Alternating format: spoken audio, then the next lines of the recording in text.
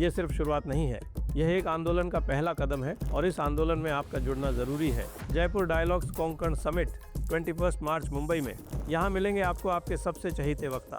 अभी ही रजिस्टर करें क्योंकि सीटें बहुत कम हैं। इस आंदोलन में अपना सहयोग दें और राष्ट्र की आवाज़ बने। इस राष्ट्रवादियों के कुंभ में हर एक राष्ट्रवादी को आना चाहिए और इतिहास का हिस्सा बनना चाहिए।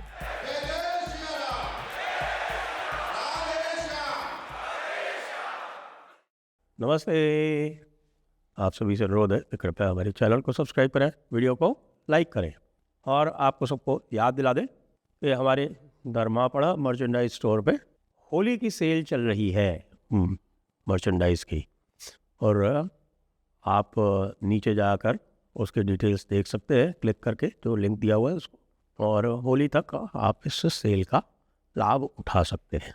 कांग्रेस की नीचता वो सारी सीमाएं पार करती जा रही हैं, क्योंकि ये तो हमें बहुत दिनों से पता है कि राहुल गांधी की जो घृणा है वो अब पूरे कांग्रेस में ऊपर से नीचे तक व्याप्त हो गई है। राहुल गांधी मोदी से घृणा करते हैं या बीजेपी से करते हैं या आरएसएस से करते हैं, जिससे भी घृणा करते हैं। पहले कांग्रेस में ये आवश्यक नहीं था कि भाई नेता जिससे घृणा करे उसको आपको घृणा दिखानी आवश्यक, लेकिन अब तो यदि आप बिल्कुल एक प्रतिस्पर्धा की स्थिति में नहीं आते हैं कि राहुल गांधी जिसके विरुद्ध कुछ कह रहे हैं आप उससे 10 गुना गालियाँ नहीं दे रहे हैं, तो फिर आप कांग्रेस में बने नहीं रह सकते। ये बात कई सारे लोग कह चुके हैं। अभी आपने देखा होगा भूपेंद्र बोरा जो कांग्रेस से निकल के वापस गए आज भारतीय जनता पार्टी में, उन्होंने क्या कहा? उन्होंने भी यही कहा, और इससे पहले भी बहुत सारे लोग कांग्रेस छोड़ के जा चुके हैं, उनका भी यही कहना है कि भाई अब कांग्रेस में किसी भी स्वतंत्र विचारधारा का अब कोई स्थान नहीं रहा है। शकील अहमद कुछ दिन पहले छोड़ के गए थे, उन्होंने भी यही कहा। आज उसका जो भोंडा प्रदर्शन उन्होंने किया वो उन्होंने एआई समिट में किया। अब ये एक भारत की मेधा, भारत के वैभव, भारत की प्रगति का प्रदर्शन करने वाला एक वैश्विक कार्यक्रम है, और इस वैश्विक कार्यक्रम में आप चाहे जो कुछ भी हो, जो कोई भी हो, आपको इसका गर्व होना चाहिए कि भारत में इस प्रकार का कार्यक्रम हो रहा है। उसमें कुछ कमी हो, कुछ आप और चाहते हो कि जो नहीं हुआ उसकी आलोचना करने के लिए आप स्वतंत्र। आप ये कह सकते हैं कि बस ये एआई समिट में जो हमारा लोकल कंटेंट है वो उतना नहीं है, कि विदेश से ज़्यादा लोग आए हैं और कुछ और भी लोग हैं जो इसकी इस बिंदु पर आलोचना कर रहे हैं कि ये डिजिटल कॉलोनाइजेशन होगा, इत्यादि इत्यादि अलग अलग विचार है। लेकिन कोई भी ये नहीं कह रहा कि भाई ये एक सफल कार्यक्रम नहीं है या ये एक अच्छा कार्यक्रम नहीं है। कल को भारत में मान लीजिए ओलंपिक्स आते हैं, तो क्या आप ओलंपिक्स को इस आधार पर अपोज करने लगेंगे या उसका विरोध करने लगेंगे कि साहब कि ये देखिए ये तो नरेंद्र मोदी ने अपने प्रयास से यहाँ पर लाया, तो चूँकि नरेंद्र मोदी ने लाया है इसलिए हम इसको अपोज करेंगे। अरे भाई, मोदी इज़ नॉट इंडिया। आपको मोदी और भारत में अंतर करना तो सीखना ही पड़ेगा। वो उसी प्रकार से है जैसे कि आप, यानी कि राहुल गांधी विशेष रूप से, वो अभी वो जनरल नरवणे को लेकर उन्होंने भारतीय सेना की ऐसी तैसी करना आरंभ कर दिया। जनरल नरवणे ने जो कुछ भी किया था या चीन के साथ में जो कुछ भी किया था, उससे क्या भारत का सर नीचा हुआ या भारत का सर ऊंचा हुआ? सभी जानते हैं कि जिस तरह से कैलाश रेंजेस में भारत ने चीन को पछाड़ा, ये तो कॉमन नॉलेज है, ये तो विदेशियों ने भी इसको स्वीकार कर लिया।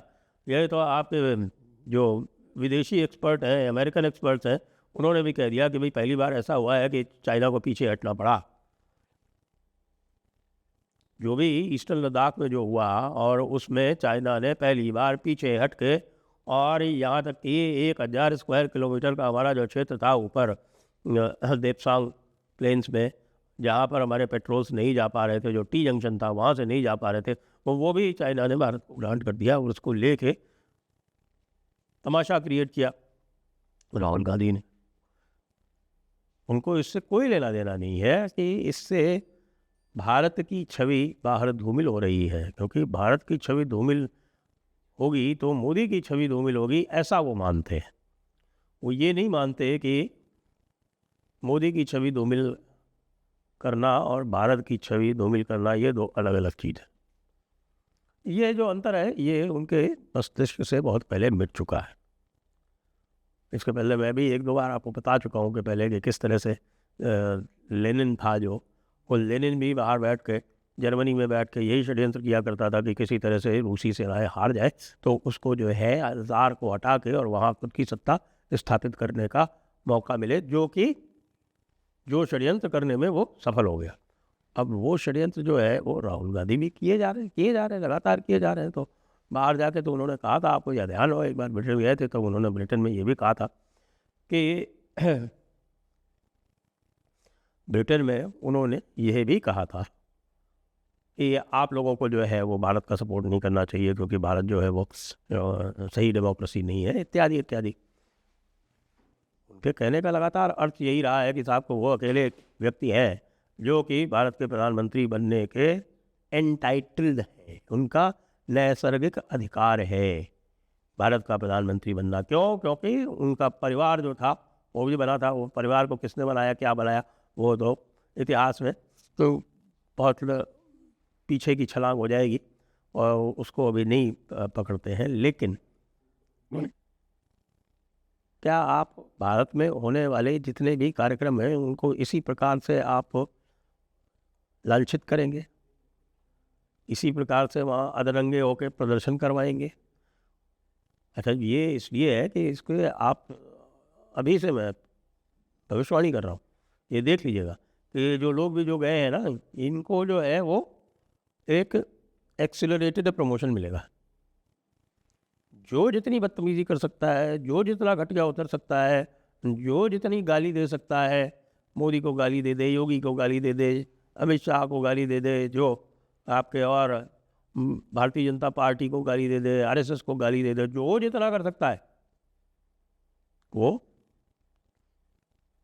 उतना ही प्रिय हो जाएगा। जो सही बात कहेगा, जो कहेगा कि भैया ये सब करने के बजाय, सोशल मीडिया पर उछलने के बजाय और इधर उधर उछल कूद करने के बजाय थोड़ा संगठन पे ध्यान दो, संगठन को सुदृढ़ करो, लोगों से बातचीत करो, उनकी समस्याओं की बात करो, देश की समस्या है उनकी बात करो ना, वो नहीं करना। केवल गाली दे के, केवल लोगों में विभाजन करके, केवल ये बोल के। कल एक स्टेटमेंट आया कि मेरिट जो है ये एक अपर कास्ट का कॉन्सेप्ट है। बहुत खूब। तो फिर आप जो है वो अमेरिका इत्यादि से प्रतिस्पर्धा करने की बात ही क्यों करते हैं? क्योंकि अमेरिका तो अब पूरी तरह से मेरिट बेस्ड चला गया है। तो कहते हैं कि हाँ ठीक है, हम आपको सहारा दे सकते हैं, लेकिन सहारा देने के बाद भी यदि आप उस लायक नहीं बन सकते तो फिर आपका कोई स्थान नहीं है। जो वहाँ पर जो स्थान जो उस स्थान के लायक होगा वहाँ पहुँचने के वही पहुँचे। और ये तो कुछ कहने की बात ही नहीं है, पूरे इतिहास से देख लीजिए कि जिसने मेरिट से समझौता किया वो पीछे ही रहा है। राहुल गांधी से कौन बहस करेगा इस मामले में? अब नरावड़े वाली जो बात हुई, जनरल नरावड़े वाली जो बात हुई, और जिस तरह से राहुल गांधी ने जाकर एक कैरावान जैसे घोर लेफ्टिस्ट ऑर्गेनाइजेशन की जो मैगज़ीन है, कैरावान मैगज़ीन, उसमें लिखे हुए आर्टिकल से उद्धृत करके और पूरी लोकसभा ठप करा दी हफ्ते भर तक। जनरल नरावड़े ने कह दिया कि भाई जो कुछ भी ये कह रहे हैं पहले इसको ऑथेंटिकेट तो करें। जो कह रहे हैं सोर्सेज, ये सोर्सेज कौन से हैं? हमने तो जो किया वो बिल्कुल स्पष्ट है। हमें तो फ्री हैंड था, उसी फ्री हैंड के जरिए हम चाइना को पीछे छोड़ पाए और उसका क्रेडिट तो फिर ऊपर जाएगा ही जाएगा। आखिरकार प्रधानमंत्री के यहाँ से सीधे संदेश आया ना कि भाई आप जो उचित समझे वो करें, यानी मुझे फ्री हैंड है, जो कुछ करने का, ऊपर से कोई निर्देश नहीं आ रहे हैं। एक बार पहले भी कह चुका हूँ कि किस प्रकार से नेहरू जी के टाइम में मोर्चा कहाँ लगाना है ये तक बताया जाता था, और उसका क्या परिणाम हुआ वो सब जानते हैं। तो ये जो हमारा विपक्ष है वो इतना घटिया है, इतना घटिया है, इतना नीच है कि वो घेर ही नहीं सकता भारतीय जनता पार्टी को। इसीलिए मैं कहता हूँ ना, क्योंकि भारतीय जनता पार्टी जो वाले जो थे वो उछल कूद करते हुए जब उनकी आलोचना हुई तो अपने बेस को ही, अपने लोगों को ही जब कांग्रेसी पुकारने लगे तो मुझे इतनी हंसी आई। मैं कहा भाई ये भी जो है ये कांग्रेसियों की तरह मूर्ख हो गए ऐसा लगता है, क्योंकि कांग्रेसी तो इतने गिरे हुए हैं, इतने नीचे जा चुके हैं कि वहाँ पे तो कोई भी समझदार भला आदमी जाएगा ही। और जैसा मैंने कहा कि आज का जो उदाहरण है, जो एआई समिट में जो जिस प्रकार से इन्होंने अर्धनग्न होकर प्रदर्शन किया, मुझे तो लगता है कि ऐसे लोगों को ट्रीजन के लिए गिरफ्तार किया जाना चाहिए। एक सामान्य लॉ एंड ऑर्डर की तरह इसको ट्रीट नहीं किया जाना चाहिए। इनके ऊपर तो यूएपीए या फिर ये जो ट्रीजन वाली 152 बीएनएस है वो लगाई जानी चाहिए, क्योंकि उन्होंने पूरे विश्व में भारत का सर नीचा किया। मैं जानता हूँ कि जिस प्रकार के कानून हमारे यहाँ हैं उसमें ये नहीं होगा, लेकिन राष्ट्रीय शर्म यदि कोई क्रिएट करे तो उसके लिए कुछ प्रावधान होना चाहिए भारतीय न्याय संहिता में। कि ट्रीजन का जो अपराध है और उसके अवयव कुछ और है, उसके इंग्रेडिएंट्स कुछ और है, लेकिन कुछ तो किया जाना चाहिए कि इस प्रकार का जो कार्यक्रम हो रहा है, पूरे राष्ट्र को शर्मसार करने के जो काम करते हैं लोग, उनके लिए एक प्रावधान लाया जाए विशेष रूप से। अब हर एक को तो आप एनएसए और यूएपीए में नहीं बंद कर दोगे, हालांकि मुझे लगता है योगी बाबा होते तो वो भी कर देते हैं। Very shameful. आज का दिन जो है वो कांग्रेस यद्यपि बहुत ही घटिया काम कर चुकी है, लेकिन ये जो घटियापन इन्होंने किया है एआई समिट में, ये इनके घटियापन का भी सबसे घटिया नमूना है। जय हिंद, जय भारत।